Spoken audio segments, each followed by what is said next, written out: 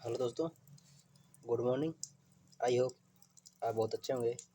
जैसा कि हमने अभी तक अपना जो अलंकार पढ़े थे उनको हमने पढ़ लिया है, और जो अलंकार बचे हुए थे उसकी मैंने प्लेलिस्ट PDF जो है टेलीग्राम चैनल पर डाल दिया है।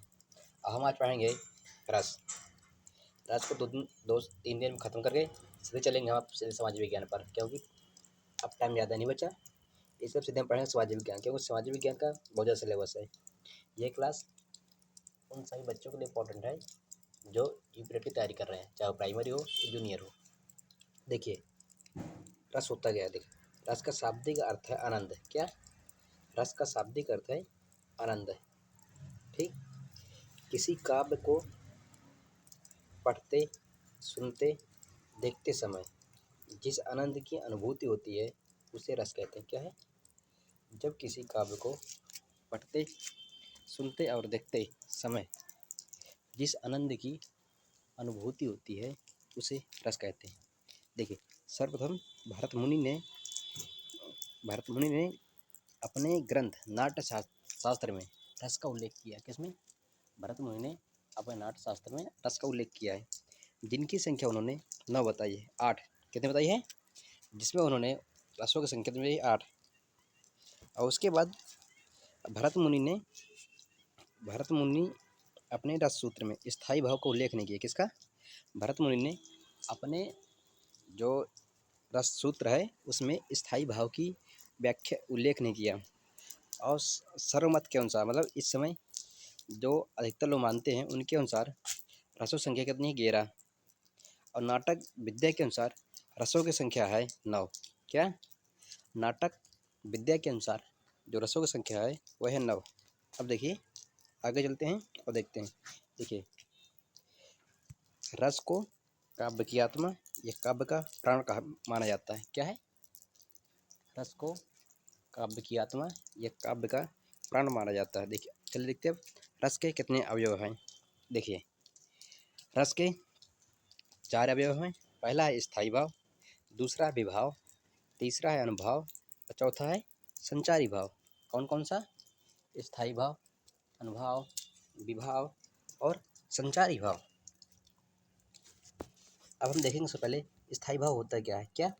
स्थायी भाव क्या होता है? देखिए, हमारे हृदय में सदा सर्वदा से विराजमान रहने वाले भाव, हमारे हृदय में जो हमेशा विराजमान रहते भाव, जिनसे हम अपनी भावनाएं प्रकट करने में समर्थ होते हैं, जिनसे हम अपनी भावनाएं प्रकट करते हैं, उसे हम स्थायी भाव कहते हैं। इनकी संख्या 9 मानी गई। कितनी? देखिए, स्थायी भाव की संख्या 9 मानी गई। स्थायी भाव क्या है? जो हमारे मन में या हृदय में जो सर्वदा विद्यमान रहते हैं उन्हें हम स्थायी भाव कहते हैं, जिनकी संख्या 9 मानी गई है। पहला है रति, जो प्रेम का, शोक, हास, क्रोध, भय, उत्साह, विस्मय, जुगुप्सा और निर्वेद। देखिए, निर्वेद हुआ। देखिए, संतान विषयक रति एवं ईश विषयक रति दोनों निर्वेद के भेद हैं। ठीक। चलिए देखते हैं पहले रति नामक स्थायी भाव क्या है। देखिए, नायक और नायिका के मन में एक दूसरे के प्रति, नायक और नायिका के मन में एक दूसरे के प्रति जो प्रेम भाव उत्पन्न होता है। क्या? नायक और नायिका के मन में जो एक दूसरे के प्रति प्रेम भाव उत्पन्न होता है उसे रति कहते हैं। क्या कहते हैं? उसे रति कहते हैं।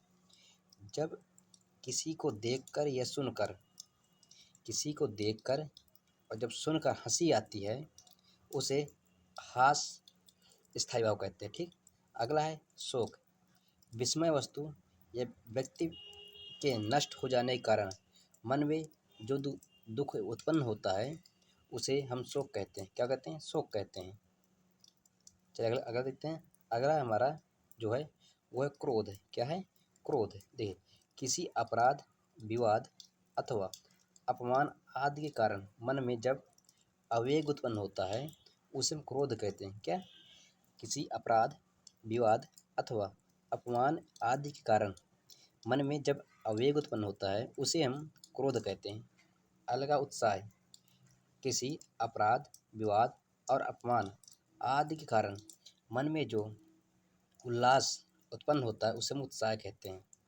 अगला भय, किसी डरावनी परिस्थिति को देखकर मन के अंदर जो भय या घबराहट, क्या मन के अंदर जो भय या घबराहट उत्पन्न होती है उसे भय कहते हैं। क्या कहते हैं? उसे भय कहते हैं।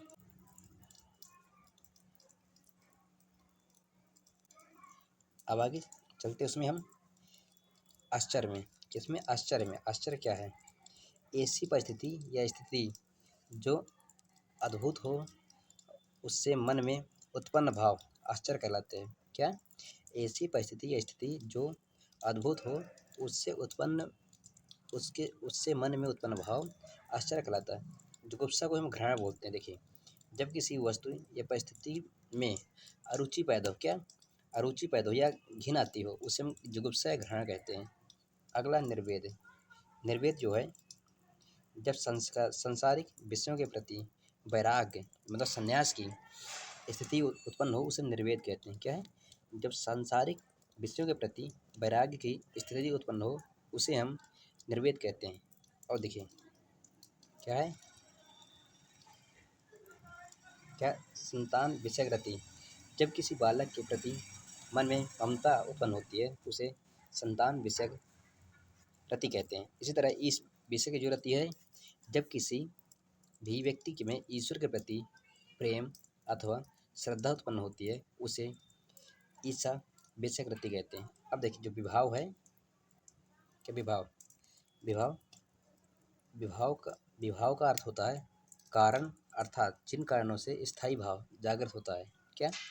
विभाव का मतलब होता है, विभाव का अर्थ है जिन कारणों से स्थायी भाव जागृत होता है, तो उसे हम विभाव कहते हैं।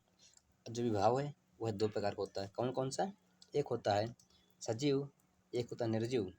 देखिए, हम सजीव को आलम्बन कहते हैं और निर्जीव को उद्दीपन कहते हैं। क्या? उद्दीपन। अब देखिए, जो आलम्बन है उसके दो भाग, कौन सी? आश्रय आलम्बन, एक होता है विषय आलम्बन। कौन कौन से? एक होता है आश्रय आलम्बन, एक होता है विषय आलम्बन।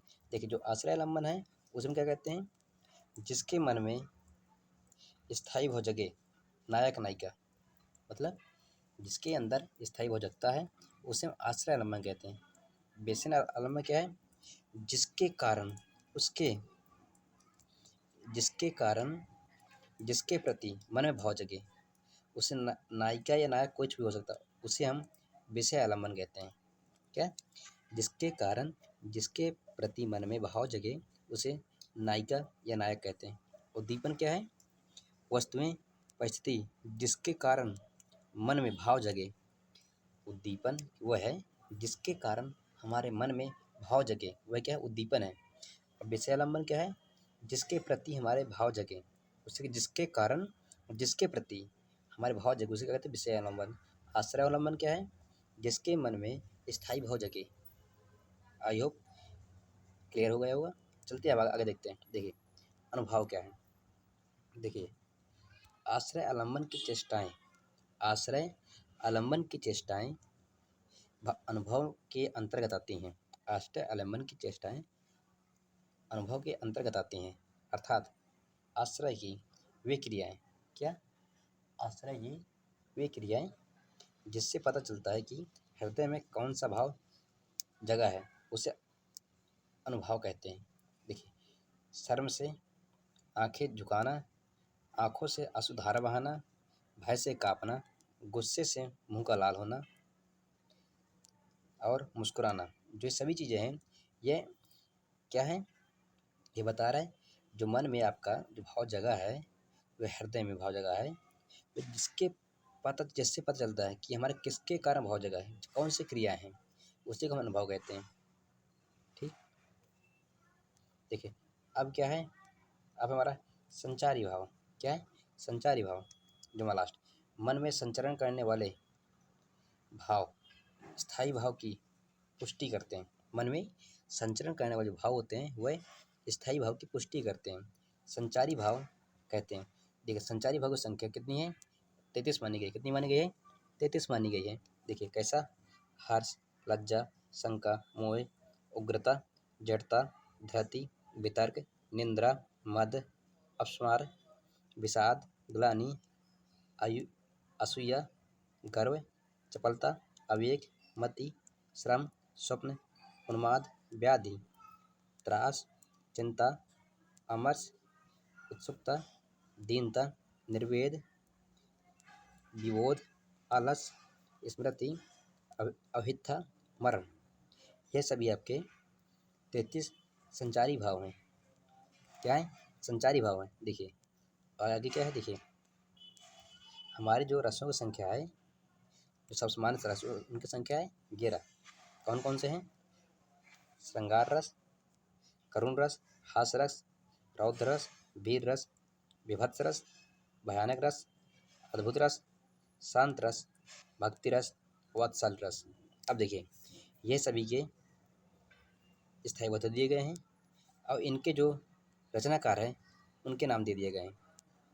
अब आप सभी को इन्हें आज अच्छी तरह से याद करना है और हम कल से शुरू करेंगे। रस पहले पढ़ेंगे श्रृंगार रस क्या है, फिर उसके बाद पढ़ेंगे करुण रस, फिर पढ़ेंगे हास रस, फिर पढ़ेंगे रौद्र रस। इसी तरह इसी क्रम में हम सभी रसों को धीरे धीरे करके पढ़ेंगे। यदि आपने अभी तक टीचिंग पॉइंट अकेडमी के यूट्यूब चैनल को देख लिया है और अभी सब्सक्राइब नहीं किया, प्लीज़ सब्सक्राइब कर लीजिए, क्योंकि जब आप सब्सक्राइब करते हैं तो आपको तुरंत जैसे हम वीडियो अपलोड करते हैं आपके पास तुरंत नोटिफिकेशन आ जाता है। और आप टेलीग्राम चैनल से जरूर ज्वाइन होइए, क्योंकि हम आपको वहाँ पर free of cost PDF provide कर देते हैं, जिससे कि आप अपना रिवीजन कर सकते हैं।